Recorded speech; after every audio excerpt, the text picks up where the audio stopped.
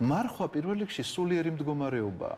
პირველ რიგში ეს არის სულიერი მდგომარეობა და არავითარ შემთხვევაში არ ნიშნავს ეს იმას, რომ თავი უნდა დავიტანჯო მე რაღაცის თუნდაც არჭამით, მაგრამ სამაგიეროდ შემეძლოს ცუდად მოქცევა. საზოგადოებაში ან ვიღაცასთან გალანძღვა, განკითხვა, გინება და ასე შემდგომ და ასე შემდგომ. აი, ამი ყველაფრისგან თავშეკავება არის სწორედ მარხვის დაწყება.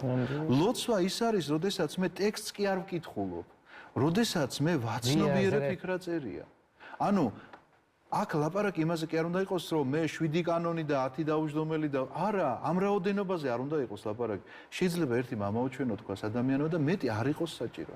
იმიტომ რომ აი ესეთი ლოცვის შედეგი იცით როგორია, მაშინ მიხვდება ადამიანი თითქოს რაღაცა ბევრი ცხიმიანი რომ ჭამო და მეტი რომ აღარ შეგიძლია აქ თითქოს აქ არის ამოსული, სწორედ ამ მდგომარეობამდე შეიძლება მივიდეს და ამ პირიქით თავისუფლებას. დიახ და ასე გათავისუფლ. დიახ და არის ეს მდგომარეობა ნამდვილად და ნახეთ რა წერია სოლომონის სიბრძნეში, რომ თაფლს თუ იპოვიო, ძალიან კარგიაო, მაგრამ იმდენი უნდა ჭამო, რომ არ ამოგანთხიოსო.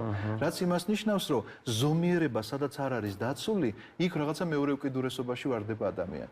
ეს მარხვასაც ეხება, ეს ლოცვასაც ეხება, იმიტომ რომ რამდენადაც ტკბილი და რამდენადაც სასარგებლოა თაფლი, იმდენად მაწყინარია თუ მას უზომოდ მიიღებს ადამიანი და ზომიერებას არ დაიცავს. აქედან გამომდინარეა სწორედ რომ ჩვენ ამ ყველაფერს ეკლესია უნდა არეგულირებდეს. შენ თუ ამას ცდილობ რომ შენით გააკეთო ეს ყველაფერი.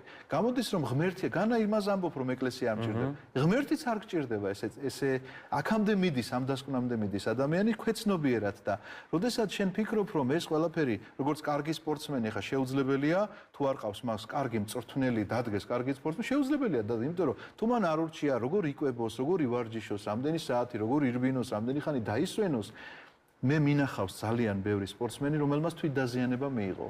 ზედმეტი მონდომებით, რომ რაღაცა არასწორი კუნთი განუვითარდა და ასე შემდეგ.